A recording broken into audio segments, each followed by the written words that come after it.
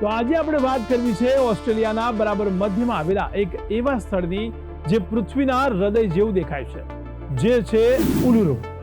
ચાલો જાણીએ આ લાલ પથ્થર પાછળના અદ્ભુત તથ્યો.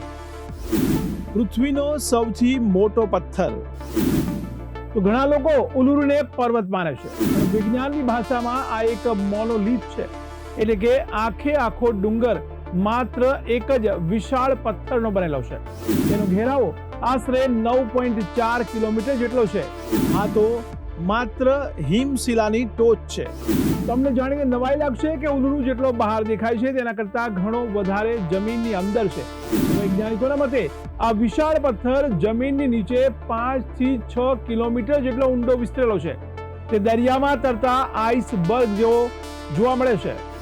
રંગ બદલતો જાદુઈ પથ્થર. ઉલુરુની સૌથી મોટી વિશેષતા તેનો રંગ છે.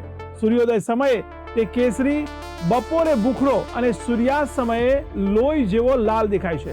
આ કોઈ જાદુ નથી, પણ તેમાં રહેલા આયર્ન ઓક્સાઇડ પર પડતા સૂર્યપ્રકાશનું પરિણામ છે. 55 કરોડ વર્ષ જૂનો ઇતિહાસ. આ પથ્થર આજે જેવો દેખાય છે તેવો બનતા કરોડો વર્ષો લાગ્યા છે. ભૂસ્તર શાસ્ત્રીઓના મતે આ પથ્થર આશરે 55 કરોડ વર્ષ જૂનો છે. જ્યારે પૃથ્વી પર ડાયનોસોર પણ નહોતા ત્યારથી આ પથ્થર અડીખમ ઊભો છે. પવિત્રતા અને સન્માન. સ્થાનિક અનગુ આદિવાસીઓ માટે ઉલુરુ અત્યંત પવિત્ર છે. તેઓ તેને પોતાની સંસ્કૃતિનું જીવંત પ્રતીક માને છે. તેમની લાગણીઓને માન આપીને ઓસ્ટ્રેલિયા સરકારે 26 ઓક્ટોબર 2019 થી પ્રવાસીઓ માટે આ પથ્થર પર ચડવા પર કાયમી પ્રતિબંધ લગાવી દીધો છે. તો મિત્રો, ઉલુરુ એ માત્ર ફોટો પાડવા માટેનું સ્થળ નથી, પણ પૃથ્વીના અબજો વર્ષોના ઇતિહાસનો સાક્ષી છે. કુદરતના આ અદ્ભુત સર્જનને આપણે દૂરથી નમન કરીએ.